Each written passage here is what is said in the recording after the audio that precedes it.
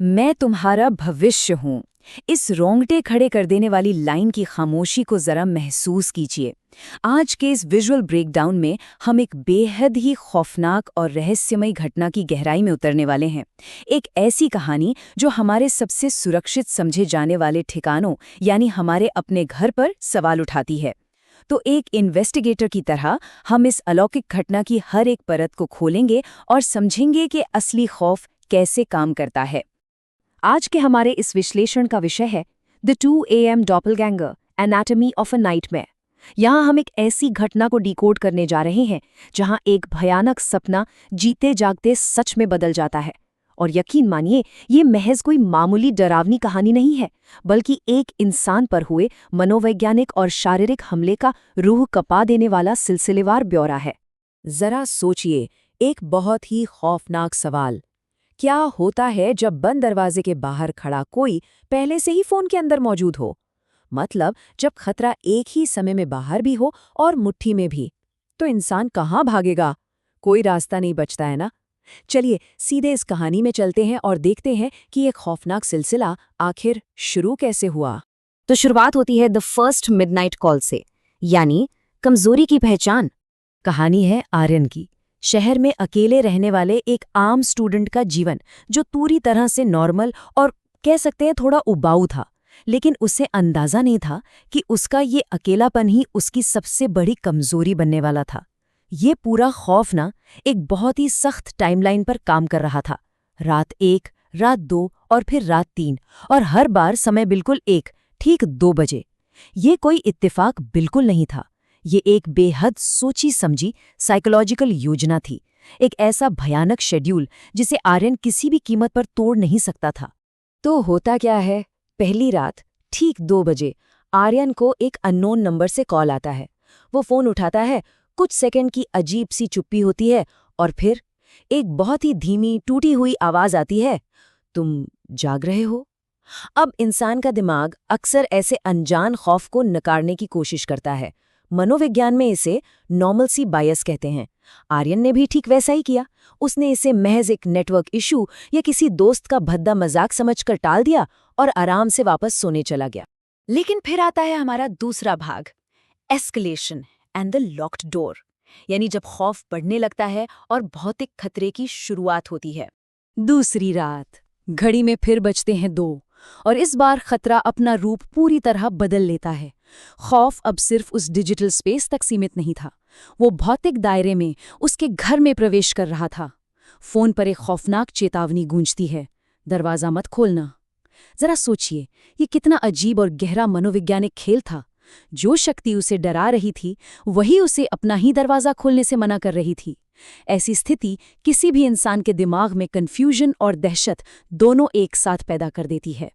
आर्यन बुरी तरह घबरा जाता है। वो भागकर तुरंत अपना दरवाजा चेक करता है।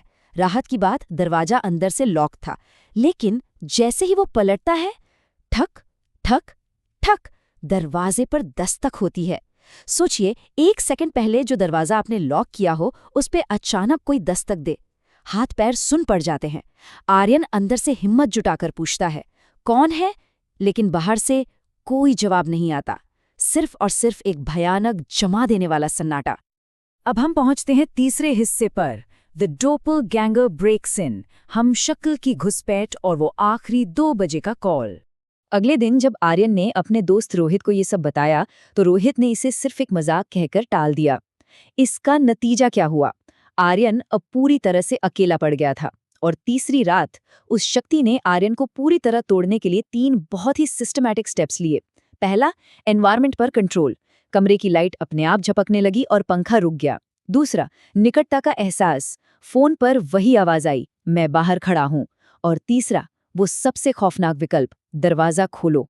एक तरफ आर्यन है जो उस बंद दरवाजे को खोलने से साफ इनकार कर रहा है, और दूसरी तरफ दरवाजे के ठीक नीचे से दिखने वाली किसी के पैरों की परछाई जो एकदम शांति से इंतजार कर रही थी। उस पल वो दरवाजा महज एक लकड़ी का टुकड़ा नहीं रह गया था, वो एक इंसान की आखिरी ढाल बन चुका था जो उस अनजान खौफ को किसी तरह रोके हुए थी। इसके बाद आता है हमारा चौथा section, the terrifying video recording. Uncanny valley का वो खौफ जिसे समझाना मुश्किल है। तो आर्यन पूरी ताकत से चिल्लाता है कि वो दरवाजा नहीं खोलेगा, और अचानक सब कुछ एकदम शांत हो जाता है। दस्तक आनी बंद हो जाती है, लेकिन तभी आर्यन के हाथ में मौजूद फोन की स्क्रीन अपने आप ऑन होती है। उसका फ्रंट कैमरा खुला था और उसमें आर्यन के ही कमरे का दृश्य दिख रहा था, बिल्कुल ऐसे जैसे कोई ठीक उसके पीछे खड़ा हो। आर्यन झटके से मुड़ता है, वहां कोई नहीं था, लेकिन जब वो स्क्रीन पर देखता है तो एक आदमी खड़ा था। उसका चेहरा बिल्कुल आर्यन जैसा था, लेकिन उसकी आंखें पूरी तरह से काली थी और वो मुस्कुरा रहा था। इसे ही साइकोलॉजी में दी अनकैनी वैली कहते हैं, जब कोई चीज बिल्कुल इंसान जैसी दिखे लेकिन उसमें कुछ ऐसा हो जो बेहद भयानक और अमानवीय लगे।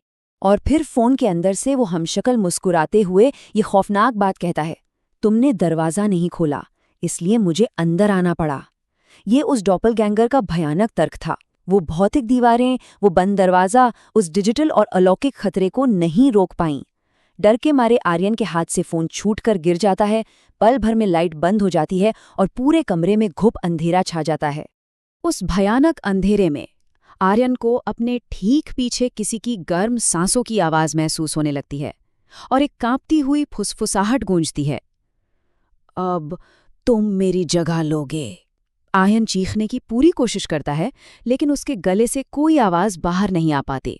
उस पल एक इंसान की पहचान, उसका वजूद, सब कुछ उस अंधेरे में छीना जा रहा था। अब आते हैं हमारे आखिरी भाग पर, अ फाइनल सिनिस्टर वार्निंग, वो खौफनाक परिणाम जो सब कुछ बदल देता है। अगली सुबह आर्यन अपने बिस्तर पर जागता है।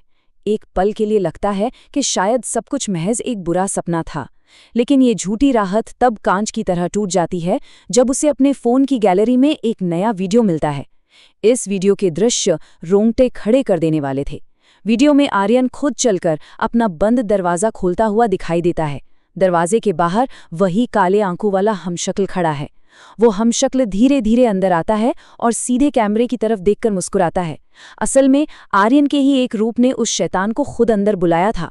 ये देखकर आर्यन के हाथ कांपने लगते हैं। वो झटके से मुड़कर दरवाजे की तरफ देखता है। दरवाजा पूरा खुला हुआ था और उसके पीछे की दीवार पर खून से एक भयानक मैसेज लिखा था, आज रात 2 बजे फिर कॉल आएगा। ये खौफ का अंत बिल्कुल नहीं था, ये तो बस एक भयानक और कभी ना खत्म होने वाले चक्र की शुरुआत थी। आज का ये विश्लेषण इसी खौफनाक निष्कर्ष पर आकर रुकता है। अगर कभी रात के 2 बजे फोन की घंटी बजे तो उसे उठाने से पहले 2 बार जरूर सोचना चाहिए, क्योंकि एक बड़ा सवाल हमेशा हमारे सामने खड़ा रहता है। क्या अंधेरे में फोन के उस पार का साया असल में कमरे के अंदर आने का ही इंतजार कर रहा है? इसके बारे में जरूर सोचिएगा।